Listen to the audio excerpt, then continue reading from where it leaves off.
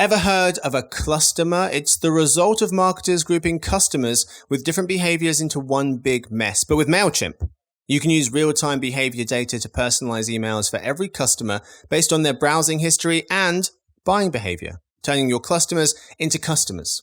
Intuit MailChimp, the #1 email marketing and automations brand. Visit MailChimp.com/personalize for more information. It's based on competitor brands, publicly available data on worldwide numbers of customers in 2021, 2022. Availability of features and functionality vary by plan, which are subject to change. I'm not completely convinced that there's going to be this crisis for the sector come 2024. What this all really depends on is high performance, efficient, low power consuming AI chips. And that's where a lot of investment is going into.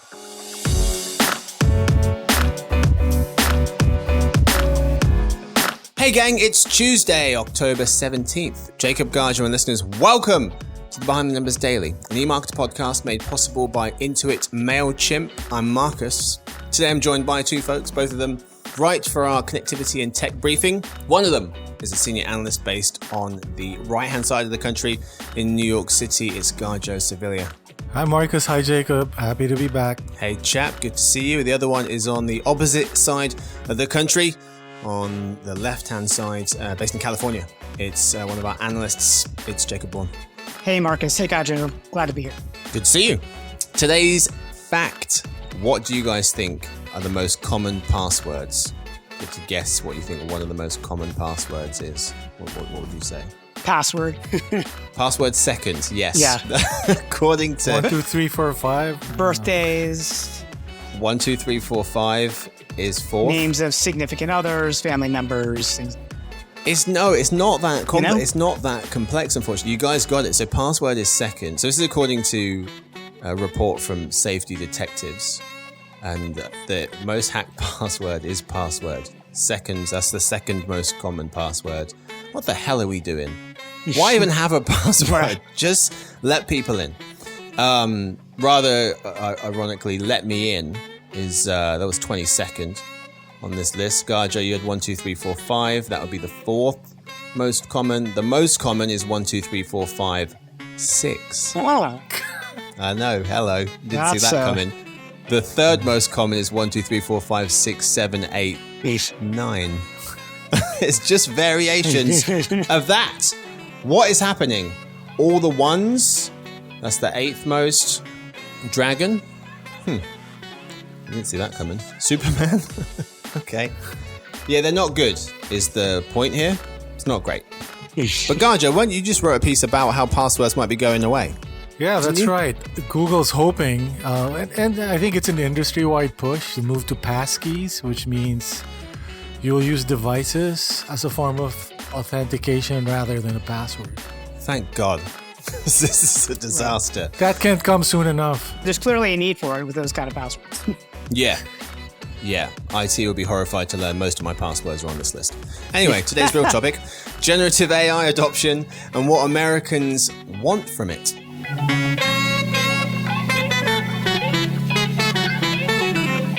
Today, in the lead, we'll cover generative AI, how many folks have adopted it. We'll look at what regular American folks are expecting from artificial intelligence and what 2024 holds for generative AI. And then we move to another news. We're talking about ChatGPT now giving real-time information. What does that mean? And then PCs with AI inside of them. What are they going to look like? We start, of course, with the lead, and we're talking about AI adoption for marketers. A recent Adweek article from Stephen Lepetak explains how marketers have been adopting AI, citing a recent survey from Gartner. And so there's 3 stats in here, which I'll start with to set the table. Number 1, using generative AI for the funnel. That's what folks have been up to. Half of marketing leaders said they are already using generative AI tools within their funnels. 43% aren't right now, but plan to. Only 6% said no thank you. Number 2, content marketing was the number 1 function using generative AI, with 73% of folks saying that, 43% product marketing, 37% customer experience. And then the third stat here, half of folks were using it, generative AI, for content production, drafting social media, and also ad copy. So, gents, what stands out to you when it comes to how marketers have been adopting I'll just say Gen AI. I can't keep saying generative the whole episode. Gen AI at this point. Yeah. I think for me, the key thing here is that we're going to see a lot more content that is AI generated. So like recently, Adobe released a new tool, Firefly 2. So that competes with DALL-E and Midjourney. So this creates ads and marketing images on the fly. And, they're using thousands of stock photos and assets as the training models for these. And so, we can expect as marketers and content creators continue to adopt this, that they will be leaning on this technology. But the question here, though, is will authenticity be an issue, especially with regards to marketing and honest marketing, right? The images do look very professional. They look very polished, but the fact is they're not real. That's not a real product or a real model at that point. So yeah, I agree with Gadjo's take. It's certainly not a silver bullet for the marketing industry. At the same time, it makes a lot of sense that adoption has been bullish among marketers. I mean, just the efficiency and creativity that, generative AI can give to the sector it's just personalization, I think, is one of the biggest areas. I mean, you have AI that can, on the one hand, kind of analyze heaps of consumer data and then turn around and use that consumer data to craft personalized content that targets, an individual consumer. So it's kind of a marketing dream in a way, if you think about it. Really, it's ads, emails, images, any kind of content can be personalized to an individual. But there's a pitfall to that too, though, because that personalization can also come across as creepy, to consumers that don't want to be analyzed, they don't want to be tracked. And that's exactly what this does. So it's kind of walking a tightrope for marketers to do this in a way that, instills trust and doesn't, make people feel very comfortable. One of my questions was going to be, who's going to be the first advertiser to face major backlash for using AI in ads? Because in August,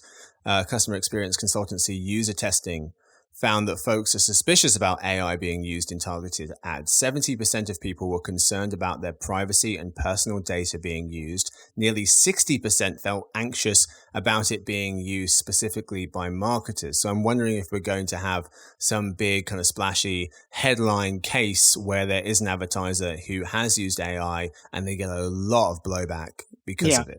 I think so. I think it's just a matter of time. We've seen that for sure. So folks adopting generative AI, a lot of folks experimenting with it, whether that's experimenting and then rolling it out, just experimenting, planning to experiment. It seems like there are a small number of folks who haven't really done anything with it at all when it comes to marketers. The main benefit folks expected to see from their generative AI deployment was improved speed to market, followed by being able to create more content in the same amount of time. So that's what marketers were hoping to get out of their generative AI deployments. The main barriers were not having the expertise needed and unforeseen security threats. And I would add just a reduced need for overhead. To the benefits. Cost cutting, essentially.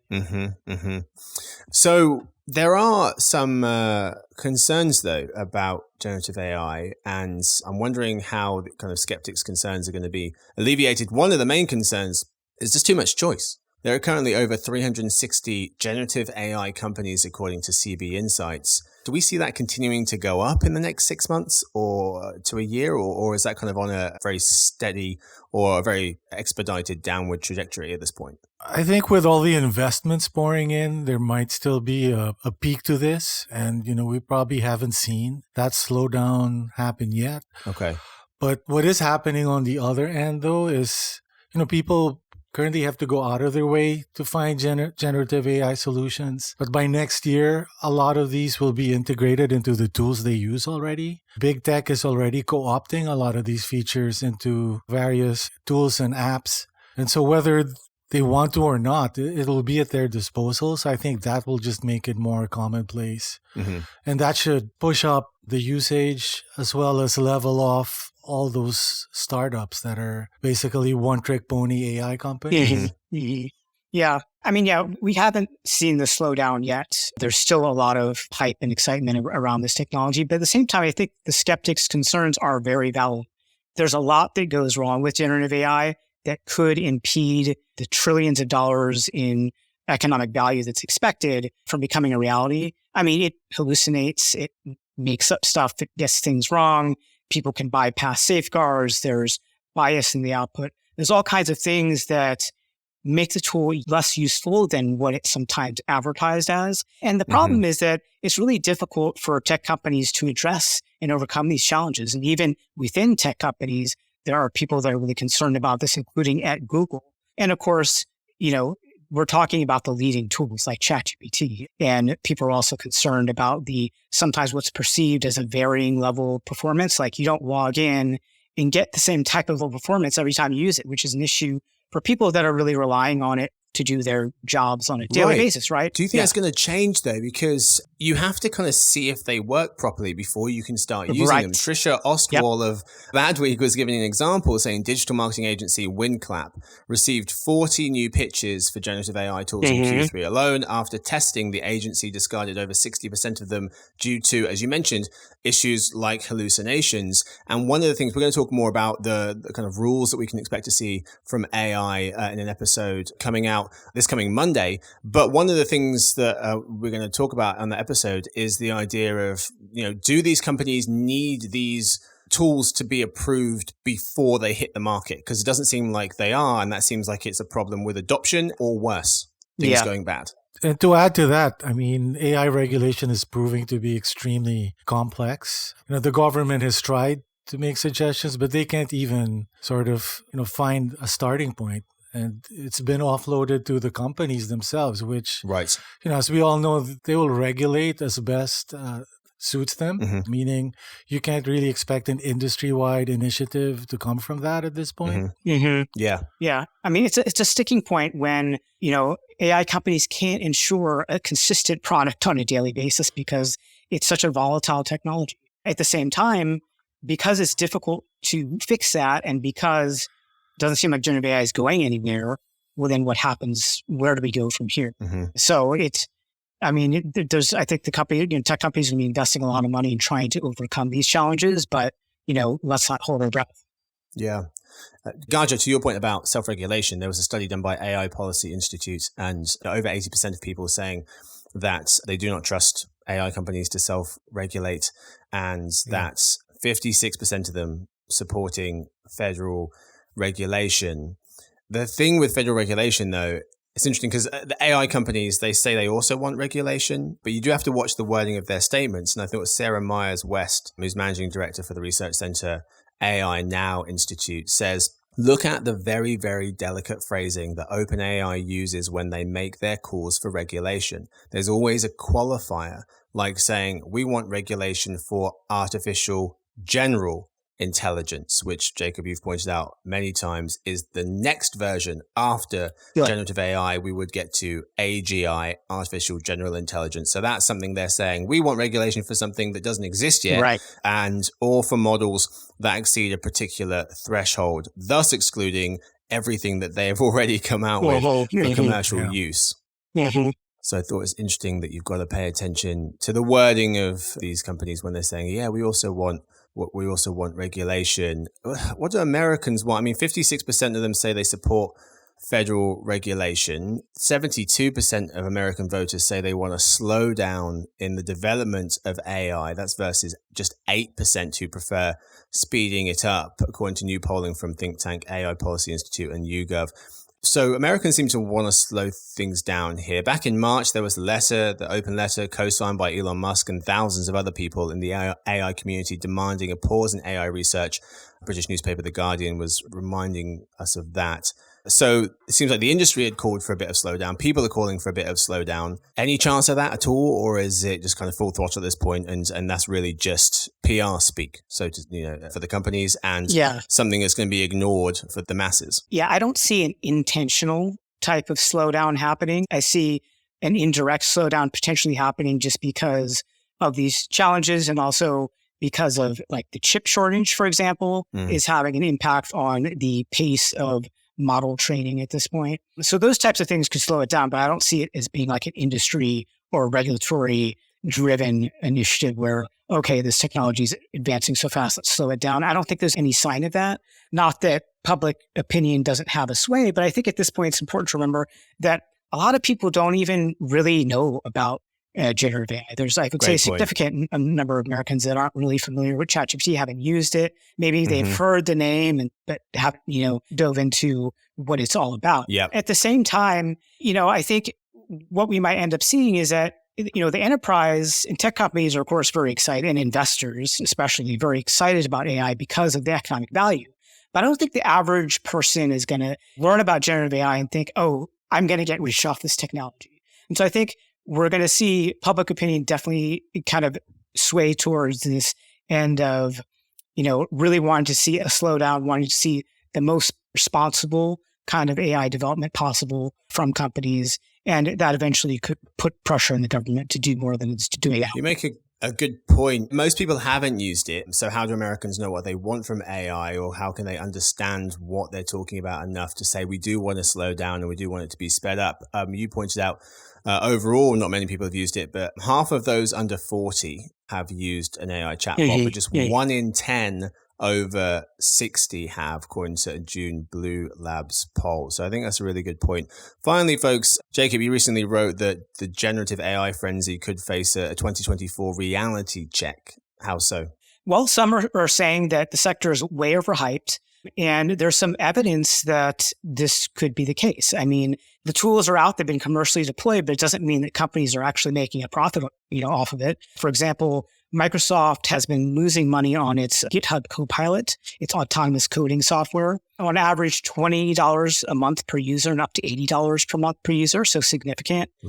Wow. Losing money. Google has had to raise its prices on AI tools, it's making available through the cloud for similar reasons. AWS, Amazon Web Services, has gotten complaints from customers that its prices are too high. And it's a difficult thing because the cost of training models, deploying models is very high for companies.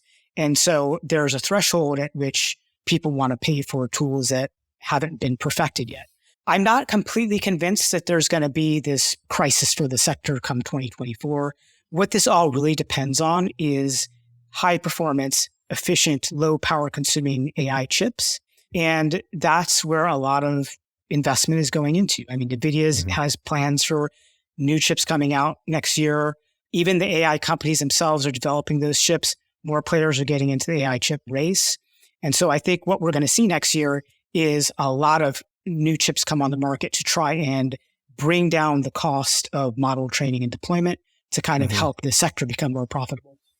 So we're going to skip the halftime report because I want to end with a question for you, Gadjo. And it's going back to marketers using generative AI and this idea that the creative at some point might start to feel quite, for lack of a better word, samey. And so what I mean by that is, so the reason we have different creative in marketing today is because different companies employ different people with different ideas. Whereas if marketers eventually end up using one of, say, a handful of generative AI tools, will everyone's output start to look similar? And so Tenuity's practice lead of emerging technology, Neeraj Prasad, he was saying that, quote, if these AI systems become ubiquitous, there's a looming danger of brands all having highly similar creative, which leads to a homogenous brand landscape, close quote. Is that a possibility here if you have all these marketers using a handful of tools, a small collection of tools, that the outputs are all going to start to look quite similar? Or is it pulling from so many places that that's not really possible? I think at the very start, you might see the similarities. Once they do refine these tools, however, and get more input, maybe by sourcing original work from, photographers, artists, things that have a certain look and a certain soul to them, then it's only going to be as good as the source material that it's copying from, I think. But you do see that now, like when you do certain prompts, the results are kind of predictable in a sense. You get to see similar elements across different tools, right? Interesting. All right, gents, we'll leave the first half there. We'll move straight to the second. Today, in other news, ChatGPT can now give real-time information, and what is a PC with artificial intelligence inside of it capable of? Story 1. ChatGPT can now give real-time information, putting publishers on high alert, suggests our briefing's analyst Daniel Konstantinovich. The chatbot ChatGPT can now access up-to-date content from the internet, whereas before it could only access information from 2021 and earlier. Now it can pull from what happened just a second ago. ChatGPT can now provide real-time answers and a link to its sources, but the concern is that users may be unlikely to click through after getting the answers they were looking for. So you ask it something, it just gives you the answer, and here's a link to the source, but I don't need that link because you already told me. The feature is available to paying users, but will eventually be available to all. Jacob, how much out of 10 do you think ChatGPT will hurt publishers? Yeah, at this point, I'm going to give it about a 6 level threat. Okay. It really depends on performance. I'm not giving it higher than that because I think there's an element of trust here. I think people do want to get their information from trusted sources, and generative AI at this point, I don't think it's risen to that level of trust in people's minds yet. However, 6 is a pretty significant threat level, and I think it is an existential threat. What companies face here is a potential reduction in overall website traffic for publishers in particular, a loss of ad revenue, loss of subscription revenue. When they get less foot traffic, they're getting less user data. There's the potential for a spread of misinformation by the chatbots. So there's a lot of threats here, and I think it's a serious one, but it's not a very near-term threat because of the performance issue and then because of the trust issue. Okay. Story 2. Gadjo, you recently wrote that the PC industry, personal computers, is betting on AI features to overcome its sales slump. You explained that as global PC sales continue to I don't know why I just explained what PC stands for. I'm so sorry. Let's move past it. You explained that as global PC sales continue to decelerate, HP, Lenovo, and Dell are adding generative AI features to the next generation of laptops, desktops, and servers. HP and Lenovo, you point out, both said their AI PCs for general availability could hit shelves July 2024, so next summer or early 2025, according to the Register. But Gadjo, what can we expect AI PCs to do differently?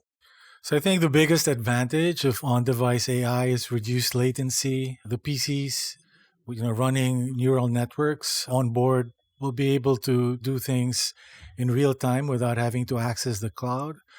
There's also a huge security upside for this because we know that companies... We know everyone uses the same password. Yes.